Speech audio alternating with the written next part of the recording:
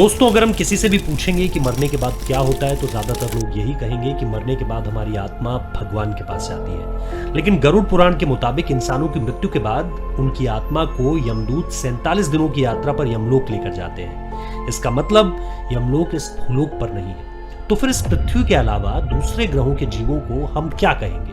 और दोस्तों, भगवान है या नहीं, इस बात पर डिस्कस करने से पहले हमारे पुराणों में भगवान के बारे में जिस प्रकार से बताया गया है उसे साइंटिफिक तरीके से समझने के लिए अभी तक हम जो भी भगवान के बारे में जानते हैं और जो आस्था रखते हैं उसे हमें कुछ क्षणों के लिए भूलना होगा, क्योंकि आज मैं जो कॉन्सेप्ट आपको बताने वाला हूं इसे समझने के लिए आपका माइंड कंप्लीट ब्लैंक होना जरूरी है। तो भगवान कौन है और उन्हें साइंटिफिक तरीके से कैसे समझा जा सकता है, आज की इस वीडियो में मैं आपको यही बताने वाला हूं।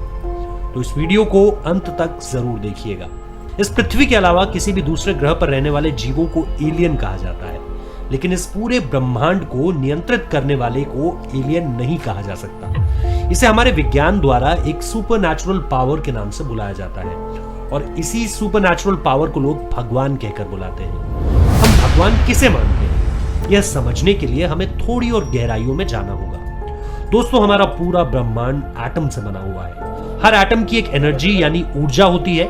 इसका मतलब हमारे पूरे ब्रह्मांड में अनंत मात्रा में यह ऊर्जा फैली हुई है। और ये तो हम सभी जानते हैं कि ऊर्जा को ना तो बनाया जा सकता है और ना ही नष्ट किया जा सकता है, लेकिन इसे एक रूप से दूसरे रूप में बदला अवश्य जा सकता है।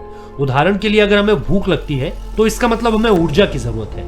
हम ऊपर देखते हैं तो वहां सूरज है। उस सूरज की किरणों में भी वो ऊर्जा मौजूद है जिसकी हमें जरूरत है, लेकिन हम उस एनर्जी को डायरेक्टली या सीधे तौर पर अब्सॉर्ब नहीं कर सकते। परंतु वही सूरज की किरणें पेड़ पौधों पर गिरकर फल की उत्पत्ति में एक अहम भूमिका प्रदान करती है और फिर उस फल को खाने में हमें सूरज द्वारा संचारित ऊर्जा मिलती है। इसका मतलब इंसान सीधे तौर पर ऊर्जा का इस्तेमाल नहीं कर सकता। किसी भी एनर्जी को बेसिक लेवल में कन्वर्ट करके ही उसका इस्तेमाल किया जा सकता है। परंतु जरा सोचिए, क्या वो यदि किसी ऊर्जा का सीधे तौर पर इस्तेमाल कर पाए? जी हाँ दोस्तों, भगवान ऐसा कर सकते हैं। भगवान उस एनर्जी को डायरेक्टली एक्सेस करके अब्सॉर्ब कर लेते हैं और यही कारण है कि ना ही भगवान को कभी भूख लगती है, ना ही कभी थकान होती है और ना ही कभी उनकी मृत्यु। इस पूरे ब्रह्मांड की ऊर्जा के निर्माता अथवा उस ऊर्जा को ही नियंत्रित करने वाले को हम भगवान कह रहे हैं। तो आखिर क्यों कई सारे लोग शिव जी और विष्णु जी को एलियन कहते हैं? इसका उत्तर पाने के लिए हमें हमारे पुराणों में बताए गए 14 लोकों के बारे में जानना होगा। और हाल ही में स्ट्रिंग थ्योरी पर काम कर रहे वैज्ञानिकों द्वारा भी 14 डायमेंशंस होने की बात कही गई है, जिसमें 12th, 13th और 14th डायमेंशन को अनस्टेबल डायमेंशन बताया गया है। हमारे भूलोक के ऊपर 6 डायमेंशन है।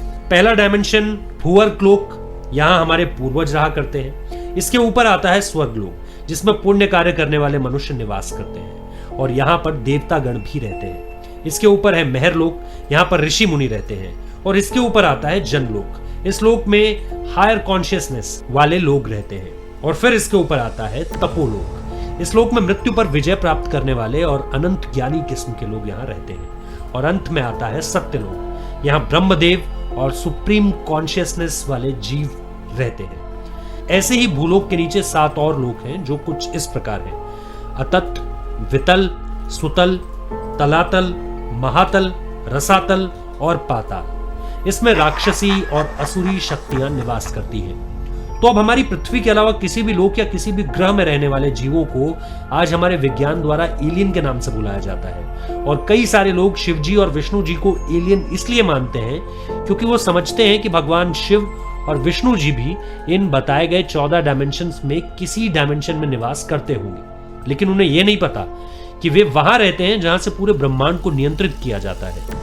अगर आप शिवजी और विष्णु जी के बारे में सही से जान लेंगे तो आप कभी भी उन्हें एलियन नहीं बुलाएंगे, क्योंकि जब भगवान विष्णु जी ने पंचभूत यानी जल, वायु, आकाश, अग्नि और धरती का सृजन किया था, तब उन्हें इन पंचभूतों को एक आकार में परिवर्तित करने के लिए ब्रह्मा जी की आवश्यकता पड़ी और इसी कारण विष्णु जी की नाभि से ब्रह्मा जी का जन्म हुआ। इसलिए आज लोटस फ्लावर को इंटर डायमेंशनल पोर्टल का एक सिंबल भी माना जाता है। ये एक डायमेंशन से दूसरे डायमेंशन पर जाने का मार्ग दिखाता है। ब्रह्मा जी ने विष्णु जी द्वारा निर्मित इस पंचभूत को एक आकार में परिवर्तित कर पूरे ब्रह्मांड का सृजन किया और इसीलिए ब्रह्मा जी को सृजनकर्ता भी कहा जाता है। भगवान ब्रह्मा द्वारा निर्मित इस सृष्टि को फिर से नॉर्मल स्टेज पर लाने के लिए ही शिव जी का होना अति आवश्यक है। और आज हम इस पूरी प्रक्रिया को डिस्ट्रक्शन यानी विनाश कहते हैं। लेकिन देखा जाए तो विनाश एक प्रकार से जीवन के चक्र को संतुलित रखने की प्रक्रिया होती है, इसलिए शिव जी को विनाशकर्ता भी कहा जाता है। इन तीनों देवों के द्वारा ही इस सृष्टि को नियंत्रित और संतुलित किया जाता है, और इन त्रिदेवों को ही हमारा आज का विज्ञान सुपरनैचुरल पावर्स मानता है।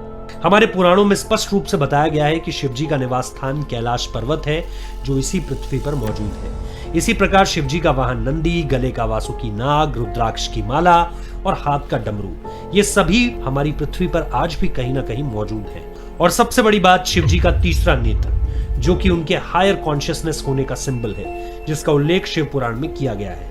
दोस्तों, ये तीसरा नेत्र हर मनुष्य के मस्तक पर मौजूद होता है, जिसे योगिक साइंस में छठा चक्र कहा गया है।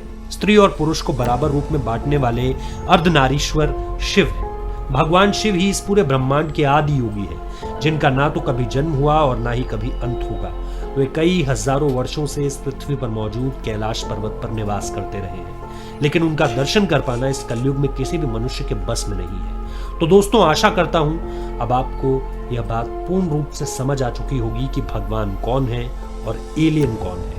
अगर आपको ये जानकारी पसंद आई हो तो इस वीडियो को लाइक करके अपने कीमती विचार हमें कमेंट करके जरूर बताएं, और ऐसे ही और वीडियोस को देखने के लिए आप हमारे चैनल को सब्सक्राइब कर लें। इसके साथ साथ बेल नोटिफिकेशन भी ऑन कर दें, और फेसबुक पर देखने वाले दर्शक हमारे पेज को फॉलो करना ना भूलें। तो जल्दी मिलते हैं किसी और वीडियो के साथ। हर हर महादेव।